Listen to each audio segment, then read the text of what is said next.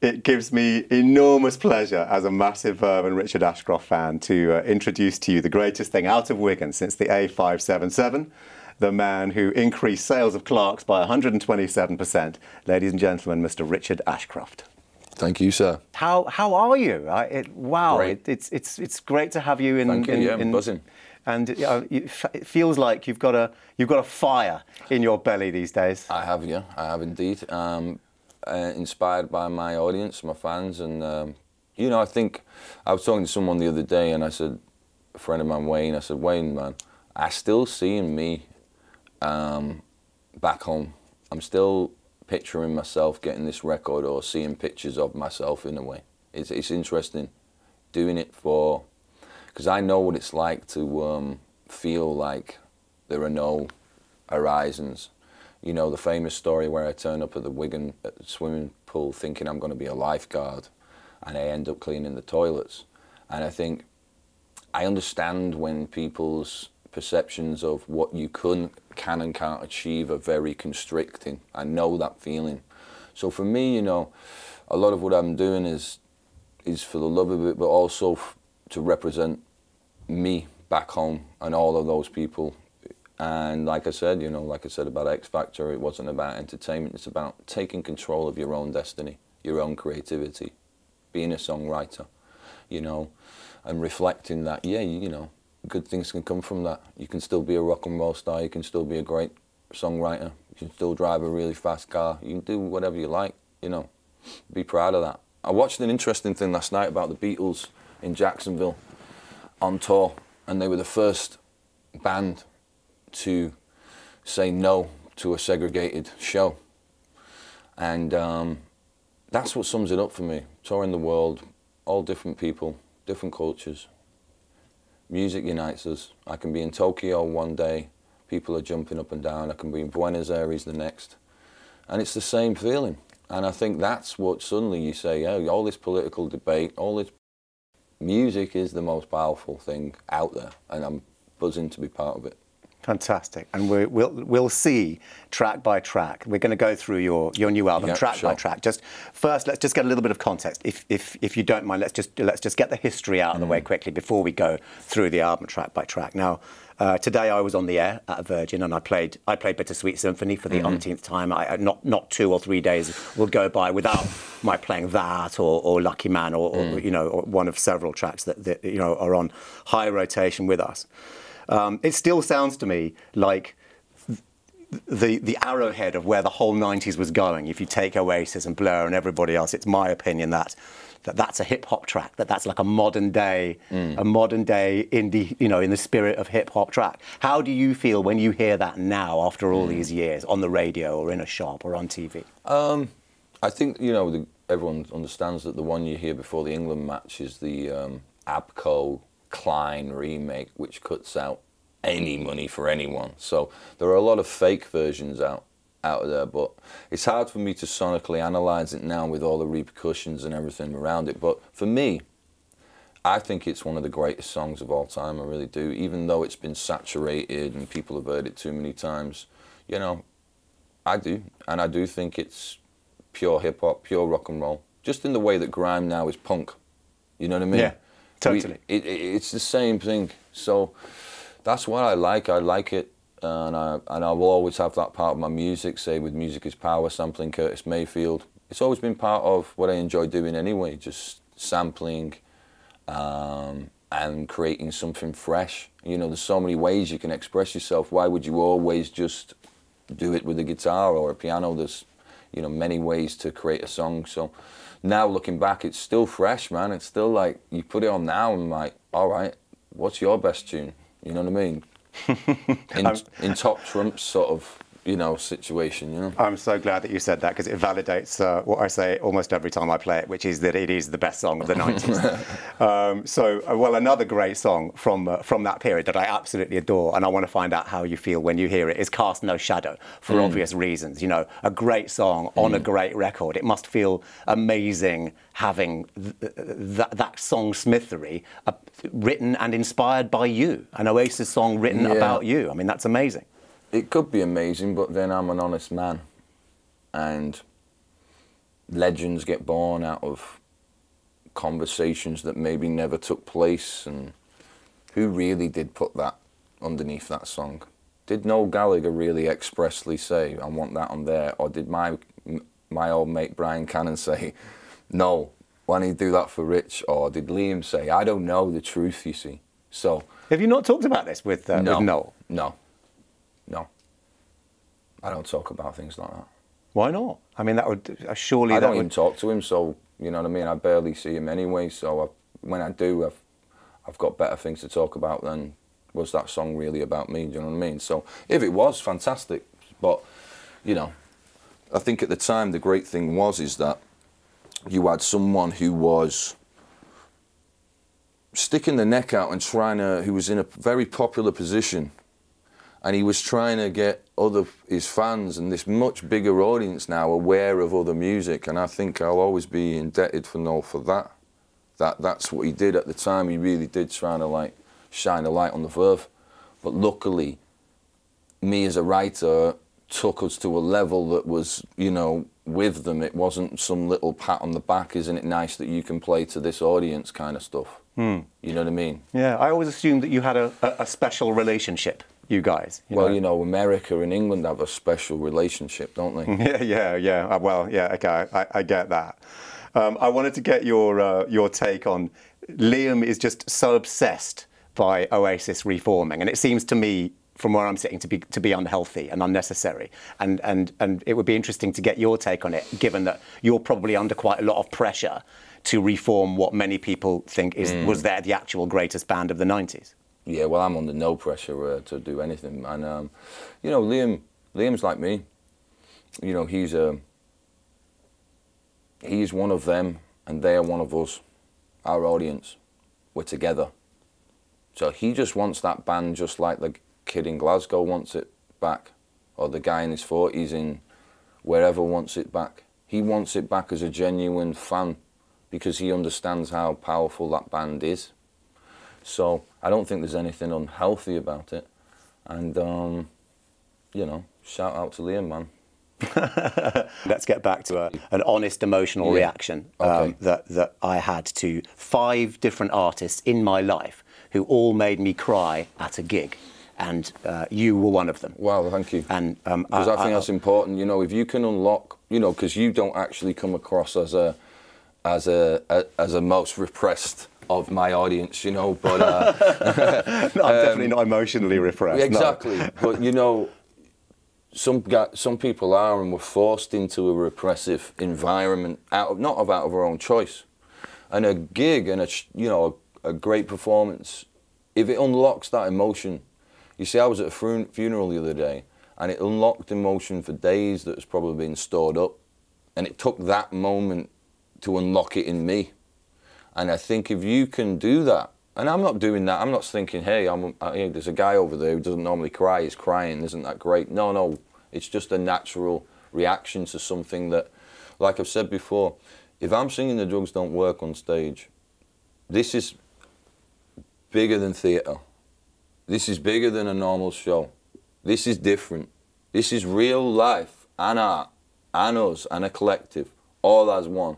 When your audience and their memories and the people they love are wrapped up in that song, that's the most powerful thing I ever feel anyway as a performer. I can't think of a more real place to be, that when you're the singer and you wrote that song and it's now your job to deliver it, yet all you're thinking about is all your life at the same time, just like they are, because the song's no longer mine in a way at the same time. I'm just delivering it to them to the best of my ability, but meanwhile I'm living through my auntie passing away or whatever may happen next time. You know what I'm saying? So I think the reason why it unlocks stuff in people is human beings are sensitive, and we know when something is tangible and actually means something.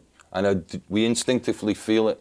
And we know when something is plastic and kind of, and we just sort of, you know, we don't react, but when you really feel it, and when the song's right and the night's right and it's triggering those emotions, it's not even about, nostalgia is a dirty word, it's not about nostalgia, it's about pure pure love. That's it. It was just a perfect moment. You know how people go to be in the now. You know, the context of it was I was one of hundreds of thousands of people who were heartbroken when you split up the first time. And having seen you a couple of times, you know, I've seen you in a festival, I've seen you in the Lyceum or whatever it was, and one of the many London venues that have now shut down and been developed and turned into luxury flats. Yeah, it's a shame. And there was this moment where I think I was at your first London gig when you came back. It was at what used to be called the Hammersmith Palais. That's right. And you came on and you sang A New Decade, which is my favourite song. And when you hit the first line of A New Decade, just the waterworks started, and involuntarily, just tears just gushed down my face because it was just the most perfect moment. So I wanted to say to you, or to ask you, you feel like a man who's in touch with his emotions. Yeah. You know, have you been in tears at a gig? You know, who's made you cry? You know, have you been close to tears in that sort of scenario? And who was it that emotionally reached into you and pulled those tears out? You know, the thing that slaughtered me the most was the video for Hurt, Johnny Cash. Oh. That, along with the song and the actual visual, yeah, that completely poleaxed me. And because I relate to that relationship thing and seeing it through together and, you know, growing old together thing, and just what a story. So I think that killed me. But I mean, I was listening to Tom Daly the other day on Desert Island Discs, and he played the Carpenters because that was one of the few records we had in my home, and he was talking about his dad passing away. And man, he had me, the Waterworks were on then as well. Do you know? So it ain't just gigs and stuff. Sometimes when you hear someone's story, you just got to let it go, because I think it's good for you. You know, I don't cry enough. I'm only crying at the moment because of I'm a little bit fried, and I've had a funeral and this, that, and the other, and you put it together. But I thought that the other day, I've got to do more of this. Crying apparently equalises your what are they called? Hormones. Tears. There are loads of hormones in tears. Really? And when you cry, apparently your body finds a new equilibrium. So you know how you feel, you know, like after the rain has come, you know, after you've had a really good cry. There is a beautiful calm, there is a beautiful calm after you've had one of those moments. When you've let it all go, there's this wonderful sort of plateau. Yeah. But it feels good. Yeah, I think it's a hormonal thing. It must be a hormonal plateau, ladies and gentlemen. Yeah, you heard it here first. So let's get on to your new record. But before we get into it track by track, I wanted to ask an honest question from, you know, somebody that really loves your work, which is, are you deliberately trying to distance yourself from the epic production of the Verve with your new music, from the layered backing vocals and the sort of soaring guitars and that kind of strings and stuff like that? Is it a conscious sort of effort to go, I don't want to sound like my history, I want to be a bit more kind of real and stripped back and paired sounding now? In a sense, I still think that we have the lush moments on there from time to time, but no, I just recorded it in a very quick musical way. You know, I had my good friend, my guitarist, came and he learnt the songs in my cellar, and then we moved on to rehearsing them with a couple of other musicians, and then straight into the studio. And it was about cutting tracks in an old school way, you know, 2 or 3 a day, backing tracks, and it was an amazing, most productive time. But I didn't then want to spend weeks and weeks and weeks and months layering and making these tunes, because they don't need to be. Something like That's How Strong has got strings on it, but it's just right. It's perfect balance. And something like Birds Fly, it doesn't need much. It's beautiful just as it is. It's like it could have been released any time in the last 50-something years. Yeah, well, we'll get on to that. Okay. So let's talk about the album. So track 1, All My Dreams. This sounds very much like a man in love. Yeah, it's a man in love, but it's also potentially a man living through this time at the moment, a very insecure time, to have children or be in love, you know. Because the first line's about the man on the radio says someone died, and it's almost like you imagine yourself as a taxi driver and your loved one's at home and you're in the middle of London and you're hearing reports of whatever. You know, my son was going to school back and forth, and the idea that you're worrying about your children in that way in this new supposed age that we supposedly have to live through. But it's kind of about that, and it's to reflect on that everything I have is within you. Everything, all my dreams are held in your hands. You know, and it's like that. It's about life. It's about enjoying it, and someone coming back to that special place that you know, the first part of love is obviously there's a lot of peacock feathers and people aren't really being real, but there is a point when you've gone over that where it gets really good and strong, and getting back to that essence when you're in a relationship is important, because life drags you down, you know, the need to pay the bills, the mortgage, get some food on the table. You start losing that understanding of what it was that brought you together in the first place, you know? Yeah. This reminds me of a conversation I had at a festival with a good producer friend of mine who said, love for me is about what happens when the drugs wear off. And he didn't mean recreational drugs. He was talking about dopamine. Absolutely. You know, after that honeymoon period that you talked about, you know, it's like you mentioned, like, you know, something gets stronger. You know, that's a very real thing, isn't it? And, it is, and sounds like you've got there. And well, I believe that, you know, as a young man, I was castigated, and they used the fact that I was married and potentially bought a house in the countryside as if it was the classic case of, you know, and that was just a lot of people living through wanting me to be what, the next Pete Doherty or something. I don't know what people would rather you do, mess up or be a boss, get your life together, get a family, enjoy your life, you know, build things, create. So that was my vibe at the beginning of the decade with Song Full of Lovers. And unfortunately it was the decade of nihilism and death cells. So I'm still on that other tip. I'm still on the Song Full of Lovers tip. Trying to put some positivity into the universe to balance it out. Yeah, but being aware of, like on the song Surprised by the Joy, I still think every verse is real. You know, every verse there is someone filming, there is some device or something filming you wherever you go.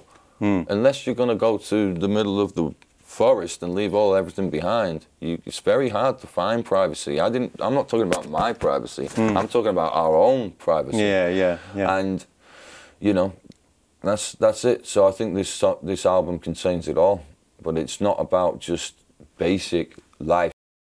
There's no hope, because that's not good enough for me. You know what I mean? I want more than that. I want to know that there is something there worth fighting for, worth waking up for, because there's a lot of, you know, there's been a lot of suicides, there's been a lot of famous people, there's been a lot of songwriters, musicians who've found the battle too much, you know? Yeah, well, and that's been tragic. Yeah. So there has to be a counterbalance to that for people and their minds, to say, actually, a guy can ride through this and he can make it through, and you can too.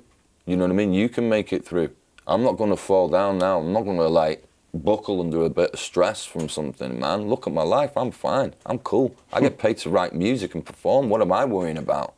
You know, and that's the thing. It's like there's a lot of negative sort of messages, I think, that get sent out. Yeah, and I like the idea that this album can be like another little message in a bottle, bang, and whoever gets it, and it's for them. That's it. It's for all my posse in like South America, in Glasgow, and Manchester, and London, and just all around the world. It's just they're excited for it, and it kind of like everything else doesn't matter to me after that. I'm just on about, I got a message the other night and like this kid was saying, listen, Rich, we're twisted, we're in a car park in Wolverhampton and we're playing your music. Yeah. And I just send him a little fist, like, because that's me, listening to the Roses. Yeah. In some daft little thing because we can't go anywhere. Yeah, that was you. Blasting it on a tape. Yeah. 25 years ago, that was you, right? Exactly. Yeah. And so this is for them, to blow their minds. If it's a beautiful song, ballad type, make it be up there. Make it be Charles Aznavour, rest in peace. Make it be up there on a level. Don't just bash on acoustic guitar and make a song and it not move people. I want those lads in Wolverhampton to hear that. And I want him to be crying in that car. Well, that's the aim, isn't it? That is the aim. In a good way. Well, let's move on to Birds Fly, to track 2, which there's almost the country music. There's a timeless country music vibe to this song, isn't there? Absolutely, yeah. And I think I think the one thing that we've had I've had is, and I noticed that when I was working over in America on United Nations of Sound with No ID, is that country is just a no-go area for certain portions of the hip-hop community. It's a no-go sound. Sonically, as soon as you hear that slide, it's like, bang. In America, it's the opposite. Yeah. But here, it's that. Yeah. And so, Birds Fly is a song I've had for a long time, but the last, I just had the missing ingredient, one last section, and it's the bit that says, do you know that the birds, they fly to warmer climes? The sort of beautiful hook at the end of it all. I always had that chorus. But it's something that everyone's like, sometimes we can overcomplicate stuff, I think, and it's like, I used to love listening to Buddy Holly, you know, and you're like, God, it's so simple, but sometimes it's hard to be simple. Sometimes it's difficult. Just to let a song be the guide. No gimmicks. There's no sonic gimmickry. It's just a song, you know. It's a song about loss and a song about rejection. It's a song about, again, dreaming of this other place, you know. Because, yeah, there's no point describing the song in too much detail, but again, the essence of it is the song is the song. It isn't a piece of music that is full of gimmickry. It's, you know, that's what I loved about the Beatles when I was a young man listening to them before I could make music, is it was the songs I listened to as a whole. It wasn't gimmicks. All I heard was the melody, and the song drove the song, if you understand what I mean. Yeah. And it's the same with Birds Fly. For me, it could be on a record. And this record, for me, is like, reminds me of a kind of revolvery album where you can have a Birds Fly, but then you can have a Money at the end. Yeah, well, we'll get to that. Yeah. So, track 3 is the single that we are hammering at Virgin Radio. Thank you, Virgin. And, you know, not without good reason. Now, my producer, David, had an interesting observation about this. He said, Eddie, I've been listening to that song, you know, every day, and it's been winding me up, that it reminds me of something. And today, just before we're going to come and meet Richard, it's dawned on me that it was the. And I thought that's actually really interesting. I'd never would have thought of a parallel between you and Matt Johnson, but actually, Matt Johnson's so for real. His writing is so real. Matt Johnson came to see the Verve in Chicago many years ago, and he really, really enjoyed the show, actually. And Matt Johnson actually was an inspiration to me when I was a young guy. And we used to do air piano to Uncertain Smile when we were kids. Who hasn't? Yeah, I still have the 12 inches, one of my treasured possessions. I love that. And I look the ante even further, that I've actually sampled that, and a couple of years ago, and it's one of the greatest little samples waiting to be a song that I've got. Brilliant. From Uncertain Smile. Oh, amazing. Yeah. That's brilliant. And it sounds sensational, so thank you to him, man. Because David, nice one. And I'm excited about this, because we know what happens when you get a good sample. Exactly, yeah. So on to track 4. Yeah. That's How Strong. There was a line that jumped out at me, which was, I'm crazy and you know it. And it reminded me of, like, back in the day, everyone used to call you Mad Richard. Like, that was your nickname. I don't know how you feel about that. Or, you know, but I think it was meant affectionately. I don't think it was, actually. I don't. Was it not? No, I think it was a class thing where certain intellectual middle-class guys thought it would be funny that this little working-class runt who's talking all this kind of talk about we can do what we like, I could fly if I wanted to do, etc., needed to get that moniker in order to debase what he potentially could achieve. Really? Because I always saw it as coming. Well, you mentioned class. When I hear the words Mad Richard, I always imagine it in a Wigan accent. They never say it to Tom York, though. Would they never call? You know, have you seen some of Tom York's videos? Have you seen what he looks like? Fair point. You know, back in the day, though, even when we started, you know, he's got some amazing moves, Tom. Yeah, he doesn't look like your archetype, and that's why I like him. Yeah. But if suddenly the mad thing was dropped on him, they wouldn't drop it on Tom York. He's not mad. Do you know why? Because Tom went to the same school as the writer went to. He's not mad. Tom was right on the ball. Oh, I see. Yeah? Okay. Everything I do is slightly mad. So we're back now in 2018, and everyone's hashtag, we need to talk about mental illness. Everyone's hashtag this, hashtag that. I rode a mad tag when I was in one of the best young bands in the world, you know. So I'm cool riding that. And my message is who the hell wouldn't be mad living on this planet right now? Who wouldn't be? And in a relationship, when someone understands that some of your quirks or the way you think, the beauty of loving someone is when they accept and love you, even though you may mentally run off on one from time to time. You know, I'm sure Kim's having it with Kanye at the moment, you know what I mean? So don't let the Oxford intellectual or wherever he comes from or she comes from choose your moniker. Because this is a long term. I've been here for I've had time to analyse what all that was about. Yeah. Yeah. And it's a theme. It's the same reason why Lily Allen uses the word white when she's responding to something towards me. It's the same, you know, and I've had it all my life, and it's like, get out of town. You know what I mean? Don't give me this magic, you know? Well, so what Richard are you then? Pardon? I don't know. I'm me, man. I'm a man. I'm a man, a self-made man. I'm a genius songwriter, best guy you'll ever see on stage. Something like that, do you know what I mean? And at home, I'm picking up dog in the garden. Well, we all have to be, you know, have that in our lives somewhere. We need a leveler in life. And dog is the best leveler in the world. Or baby sick. Yeah. No, absolutely, yeah. Is pretty bad as well. So on to track 5, and this is Born to Be Strangers. So musically, this reminded me of like sort of mid-career Stones, of 1970s Stones, but it is. And I'll agree. It's got soul in it as well. I think. Yeah. And is it a comment about the fickleness of modern relationship, of like online relationships or something like that? Was that what I was picking up there, or was that wishful It's just thinking? like a night stalkery dude just walking through culture, like, you know, someone, you know, I've always mentally and felt like I love being in the mainstream, popping my head in there for a while, but I always feel like I'm somewhere over here as well at the same time. So it's a kind of atmospheric sort of look at culture from the guise of, you know, that dude coming out of somewhere at 5 in the morning, walking around, soaking it in, you know, somewhere in London whilst people are sleeping, up to some dangerous shit.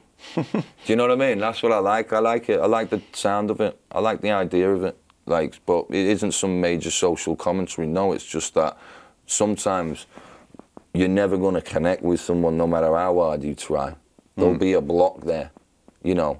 And I'm saying to my fans, some of us are born to be strangers, like, but some of us, we just don't care what they're even saying about this, because we're on our tip now. And we enjoy, me and my sort of fans and that, it's almost like the more people don't get it, the more we love it. It's like, it's cool. It's not going to be as, if, you know, a few years' time I'm doing better than I am now, it's not probably going to be as exciting as it was right now for me and my online thing, because it's expanding into something that's just beyond music. It's expanding into comedy and all other realms of entertainment. All right. So we're in the middle of the record now.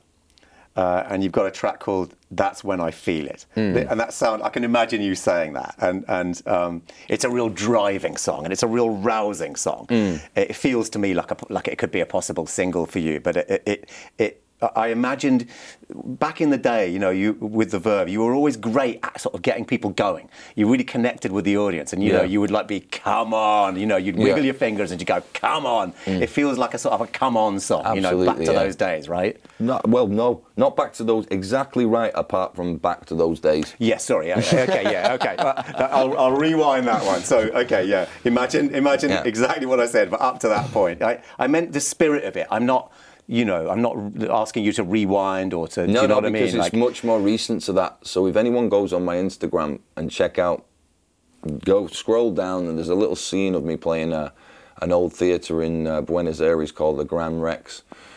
And just check out that reaction to a kid from Wigan there who's wearing an Argentinian football shirt. You know, check that out. And like, when you feel that, say you've not done something for 4 years, which I hadn't done, and you fly to Mexico, you fly to Argentina, you feel that, you're like, yeah, exactly, this is when I feel it. This sums it up. And if you're walking with me, I'm walking with you. If you're singing with me, I'm singing with you. We're at one. And it says you've got me on a runway. It's almost like the music has got me to all these places, you know. But it's only when I get on there and the music has reached a certain level that, do I know it's been worth it? Do I know that this whole damn farce, this soul charade of whatever, traveling for 22 hours to get to this moment, only when that moment happens is when I feel it, when the rhythm hits. That's what I say, when the rhythm hits, you know, that's when I feel it, when it all comes together and we're together. Like my show I did in Greece recently, amazing. You just get these odd times and you just think, this is it. I could sort of leave now, retire, gone. Yeah. I've done it. You know what I mean? You can't get much better than this. And I think that's what I wanted to put down, as they used to say back in the day, on wax. That's what you're trying to do with a tune, really. You're trying to say, you know that incredible feeling, or do you know that deep emotion, or that heavy you felt? How do you put it down there so someone can go old school, on there, bang. You're with me in the Grand Rex. You're with me in that, on that stage. You're with me. We're together again, forever. You know. So I think it was about that. So how do you, lyrically and sonically, put across to people how good it feels when you're like flying to the side of the world to see your fans like in bloody Chile or somewhere. You know, it's super cool. It's super cool feeling. It's something as a kid at 16 I'd have dreamt about, and yeah, that's again. It's me looking. If I'm looking back at all, I'm saying to me, myself again in metalwork, making the junior hacksaw, and it's down outside. I'm like, don't worry, man. That's what it's like with my wife. I wish I could have known. I wish I could have known. I would have had so much less anxiety, so much less fear if I'd known. But once you got over that, that's why I'm here now, shaping that out of metalwork, junior hacksaw, and here we are now on the next track of the album. Yes, well, yeah, and there's a nice rhythm to it, because we had this moment with "That's When I Feel It." It's a real, you know, it's up there, and then you let us go down with "We All Bleed," which sounds to me almost like history plus 22 years. You know, it's got that vibe from that beautiful moment of a northern soul. Thank you, man. And, it's a funeral march, BPM. I mean, I must thank Steve, the guitar player, because I was notching it up on the BPM a touch, but he was like, no, man, it's got to be funeral march. And he was bang on. And I must say, he's played some magnificent guitars on this record. You know, I've played guitar too, but obviously the cool stuff I can't play. And he's played. And his guitar work on that, the soul, beautiful soul guitar. Who is this? Where do you find him? I found Steve, or met him. I didn't find him. I met him in 2008 in a studio when I was working with No ID in New York, in Chungking Studios. And he arrived in the room, and I had Are You Ready, a song off the United Nations, up. I played him a little bit of... He knew all the references anyway, the kid. But, you know, this is a guy who's on sort of... He's on Nas records. Wow. He's on Superstar Rapper records and stuff, but actually his true love is, you know, Curtis, Stones, rock and roll, Pistols, Clash.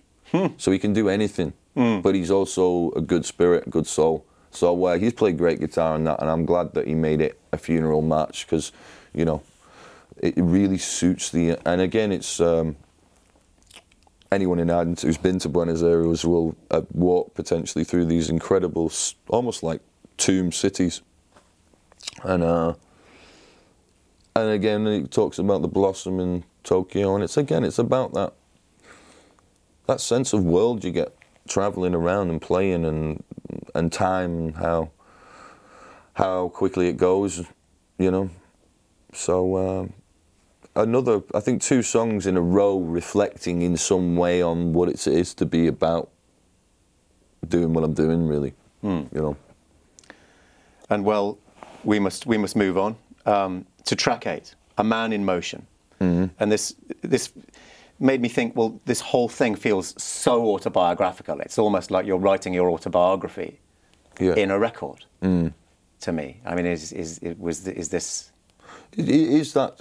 It's that aching, yearning feeling you get when, like the guys in the car in Wolverhampton sometimes, you know, you have a great night, but then maybe the next night you're like, is this it? Are we going to be in this car now forever, in this car park?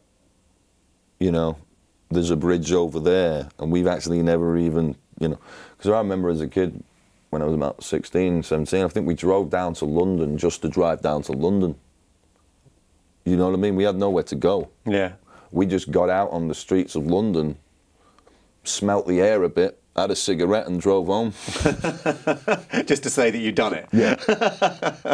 So, you know when you've got that inside you and you don't forget that, you know, and I aligned it more to a kind of Midwestern Bonnie and Clyde type American, where's those two killers going on Thelma the street? and Louise. No, my guys were killers, but my characters aren't killers, but it's more aligned to the atmosphere of the song. Yeah. And also the atmosphere of that great movie that came out, the Billboard movie that came out last year. Oh, 3 Billboards. Yeah. Yeah, incredible. So the outro of this song, when it hits that outro, it's kind of like two people driving out of that to a new life. You know, it's that kind of sense of, not the way you are, the people or the environment. It's not about that. It's about this yearning for, because life is amazing, but you have to understand it. There are these parallel lives for you running at any given time. But it's whether you have either the luck or the encouragement or the will to jump onto the other tracks. And I jumped onto the other tracks when I formed the band or etc. And I went further down the line when I started writing my own songs. And, you know, the momentum. I like driving, I like speed. I like driving long distances. I like cars. I like motorbikes.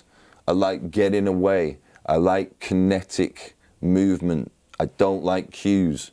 So yeah, there's a lot of me in the song. Yeah, no surprise there, really.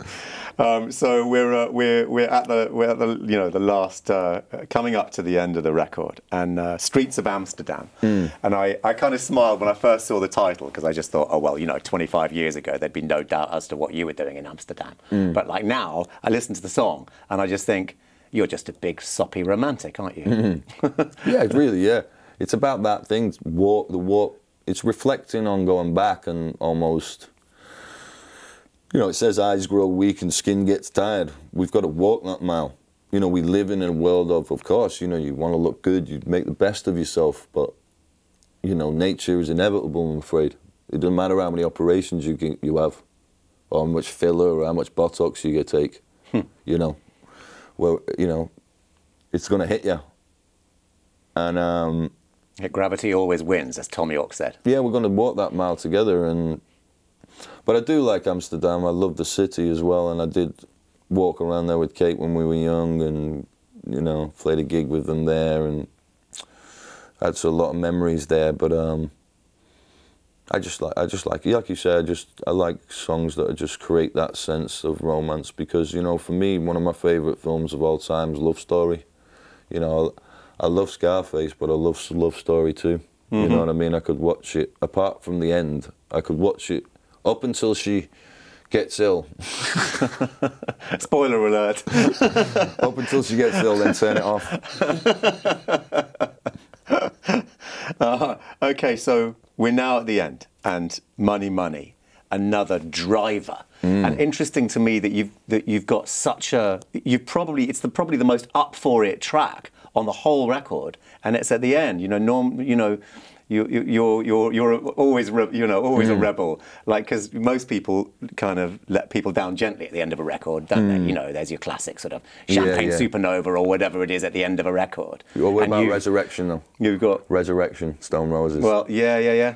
That's a barnstorming end, but yeah, I mean, I think sometimes, you know, like I say, this is a story. We're all making our stories, and Money is like, even in the last 2 weeks, my fans, when they hear Money will think, wow, does Rich know what's going to happen to him in the future or something? Does he, you know, who is he, Nostradamus or something? But, you know, I wanted to leave with it because I don't even need to explain, I've said it before, but I do think there's a lot of people taking our cake, our pie, people like me and Liam and people like that, you know, who I think have a general sense of, you know, they've got it.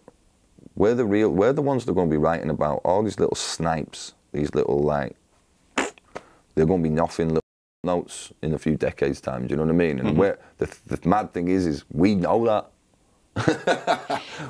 We know it. Yeah. You know, wake up, we know it. And our fans know it. And everyone in Barrowlands is going to know it when they hear this at the end. We know it. Whether you do or not, are you going to be, oh, look at his cars. Oh, look at his rings. Oh. Off. I think that's probably the best way to end this interview. We can't end it any better. Richard, thank you so much. I knew it was going to be emotional. We went through all the emotions that I certainly did. So I just want to tell everybody who is listening and watching this to buy everything that this man has ever made and everything that he's going to make for the rest of your lives. And I will now take that gun that's been pointing on his back away. It's all about the music. Virgin Radio.